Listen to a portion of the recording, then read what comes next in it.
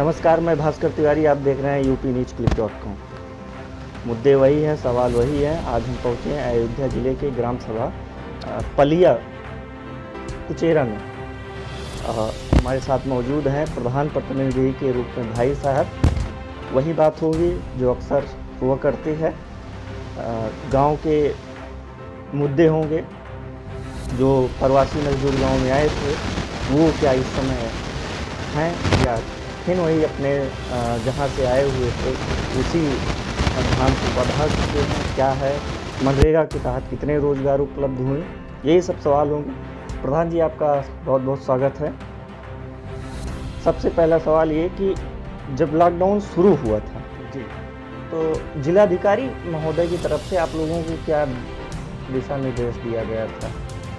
हम लोगों को निर्देश कि क्या कहते हैं, जो प्रवासी मजदूर आ रहे हैं उनको रोजगार मनरेगा के अंतर्गत दिया जाए, उनको राशन उपलब्ध कराया जाए, जिसके पास खाने को नहीं उसकी व्यवस्था करवाई जाए वगैरह वगैरह। ये निर्देश हमसे जारी हुए थे। कितने प्रवासी मजदूर आए थे? लगभग 90 जी। 90 में कितने का रोजगार कार्ड बना था मनरेगा का? पूरे का बनवा दिए थे। पूरे का बना? जी, पूरे का। कितने रोजगार मतलब मनरेगा में काम करने जाते थे? 105 लोग जाते थे। हाँ, 105 लोग। और जो पहले मतलब ये फुल रेशियो था, कितने टोटल कितना बना था मनरेगा का आपकी ग्राम सभा? 380 में से 105 जाते थे। और बाकी क्या वो सक्षम थे या नहीं? तो कुछ बाहर थे जिनके बने थे और कुछ यहाँ पर थे, कुछ सक्षम थे अपना। तो केवल राशन वो मनरेगा खाली उनका शौक रहता था, क्या वजह? नहीं, तो पहले 20, 25, 30 जाया करते थे, लेकिन जब प्रवासी मजदूर आ गए तो उनके बीच में वो थोड़ा अपना। अच्छा, मोह भंग काहे होता है मनरेगा से कि कार्ड तो इतने बने रहते हैं जी, 300-400, लेकिन आदमी काम अक्सर ग्राम सभाओं में हम देखते हैं 40 से 50 आदमी भी काम करते हैं। क्या वजह रहती है कि आदमी काम नहीं करना चाहता मनरेगा? देखें, मनरेगा की मजदूरी 201 रुपये मौजूदा हालत में। हाँ, लोग बाहर जब लॉकडाउन हुआ था तब ये बढ़ाए गए थे। नहीं, तो कुछ लोग उसके पहले 170 या 180 थे लगभग। कुछ लोग उसमें ऐसा था, कुछ अपनी मर्यादा से जोड़ लेते हैं। कुछ लोग पास खाने पीने की व्यवस्था रहती है, खर्चा रहता है, तब नहीं जाते हैं। अब वो उनकी अपनी सोच है, जो नहीं आए।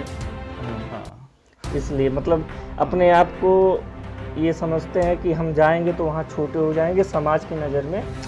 अब उनकी सोच है, क्या गलत सोचते हैं, क्या उनसे क्या हम विश्लेषण करें कि जो नहीं आ पा रहे हो। सिर्फ हम लोग एक प्रतिनिधि के तौर पर पूछते हैं, भैया काम करने आप लोग आइए, आप लोगों को पैसा पेमेंट होगा, सब होगा, लेकिन अपनी उनकी इच्छाएँ हैं।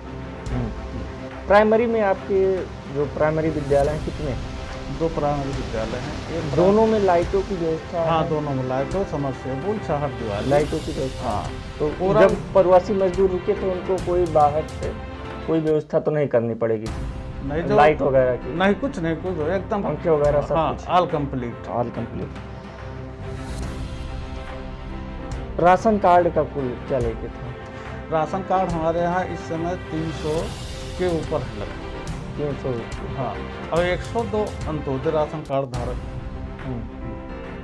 तो राशन कार्ड जिसके पास नहीं था लॉकडाउन में जी, तो लॉकडाउन में राशन फ्री में, लेकिन उनके पास राशन कार्ड न होने की वजह से ठेकेदार उनको राशन नहीं दे रहे थे। कुछ शुरुआती दौर में ऐसे हालात हुए तो उनको कैसे राशन मुहैया कराया जाता है? जैसे कुछ लोगों को हमने अपनी तरफ से राशन की व्यवस्था की, कुछ तहसील स्तर से हुआ।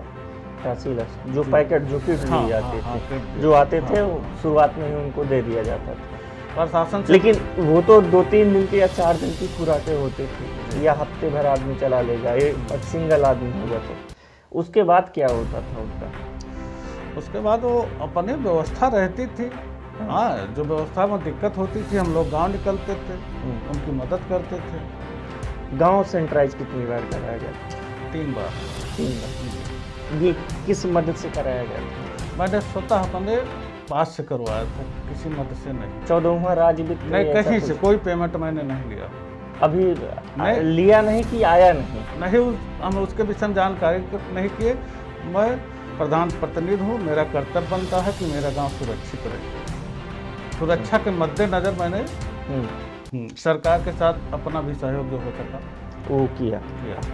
मतलब जो आप पैसे को महत्व न देके सुरक्षा को महत्व दिए। हाँ, गांव की जनता को महत्व मैंने किया। एक खाता होता है आपका और आशा बहुओं का जी, उसमें स्वास्थ्य विभाग हर साल जी 10,000 रुपये गांव में दवा छिड़काव के लिए भेजती है जी। क्या वो पैसा आया था? हाँ, वो पैसा आया था, वो पैसा उसी खाते में है। अभी निकला नहीं? नहीं, हमने नहीं निकाला। क्यों, मतलब निकलवा नहीं गया ऐसा?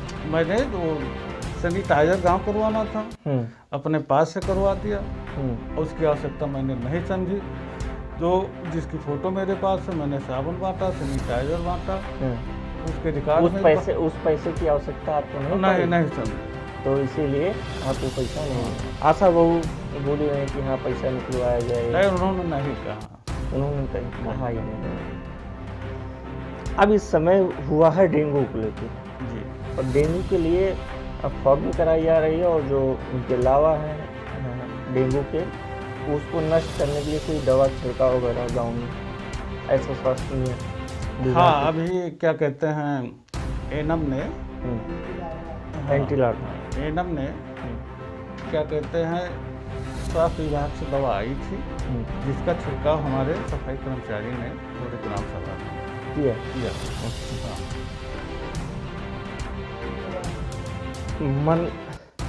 मनरेगा को लेके हो गया कि अक्सर ये सवाल होते हैं कि बरसात में तो मनरेगा पूरी तरीके ठप हो जाती है, क्योंकि मनरेगा के तहत जो काम होता है वो खड़ंजे की रिपेयरिंग होती है या खड़ंजे का निर्माण होता है या कह लीजिए चकरोट की पटाई होती है, यही सब तालाब की खदानें होती हैं। ये सारे काम बरसात में होने की वजह से काम नहीं हो पाते। तो बरसात में कैसे क्या काम उपलब्ध करवाते हैं? बीच बीच में काम चलता रहता है, जहाँ जैसे सूखापन है, जहाँ वर्षा और पानी का कोई वो नहीं। अच्छा, इस जहाँ हम ग्राम सभा इस क्षेत्र की मिट्टी अलग है जी, तो पानी हमें लगता है कि यहाँ कम रुकता होगा। हाँ, पानी कम रुकता है। उसके बाद जहाँ सूखी जमीन है वहाँ काम चलवाया जाता है। अच्छा, मैं जब गांव में प्रवेश किया तो मैंने चौराहे पे, आपके जो चौराहा पड़ता है, हमने वहाँ कुछ लोगों होटल पे बैठे थे, हमने बात किया उनसे, जानकारी लेनी चाहे ग्राम सभा, तो उन्होंने एक आरोप लगाया आपके ऊपर कि जो ग्राम सभा के शौचालय बन रहे हैं उसमें मसालों को लेकर सवाल खड़े किए, ईंटे को लेकर और मसाले के लिए 8-1 का उन्होंने मसाला बताया। नहीं तो शौचालय के तभी हमारे यहाँ नींव जो बन रहा है, जो आप गांव के शुरुआत में प्रवेश करने से जो बिल्डिंग बन रही है, अब किसकी है बन रही है वो हमें नहीं पता। जो निर्माणाधीन इस समय आपकी ग्राम सभा में कुछ हो रहा है, पंचायत भवन या शौचालय? नहीं, ऐसी कोई बात नहीं। उन्होंने ऐसा बताया कि गांव के शुरुआत में प्रवेश में ही दिखाए भाई, और वो किस ग्राम सभा की थी हमें नहीं पता है, लेकिन उन्होंने ऐसा कहा। अगर मेरी ग्राम सभा का होगा तो ऐसा कोई निर्माणाधीन ऐसे बिल्डिंग है जो पंचायत भवन चल रहा, हाँ तो वही पंचायत भवन, लेकिन अभी उसकी नींव सिर्फ पड़ी हुई है बस। उन्होंने कहा कि नींव पड़ी है, 9 बजे से मिस्त्री लगते हैं, अभी आप देख लीजिएगा जाके वहाँ कितने मसाले लगते हैं। तो हम कहे इस सिलसिले में हम आपसे बात करेंगे। तो ऐसा कुछ नहीं ऐसा आपकी तरफ से नहीं, कुछ नहीं। चुनाव नजदीक है, अब लोगों का आरोप, जो आरोप उन्होंने लगाया वो गलत लगाया है, आप उसकी जांच कर लीजिए। नहीं, जांच करना हमारा अधिकार का विषय नहीं, केवल हम दुनिया को दिखा सकते हैं, जांच करना हमारा अधिकार का विषय नहीं। बहुत बहुत धन्यवाद आपका हमारे साथ जुड़ने के लिए। ये ग्राम सभा पलिया कुचेरा के प्रधान प्रतिनिधि के रूप में भाई साहब, और इन्होंने अपनी जानकारी, जो भी आरोप इनके ऊपर लगे वो इन्होंने निराधार बताया। बहुत बहुत धन्यवाद।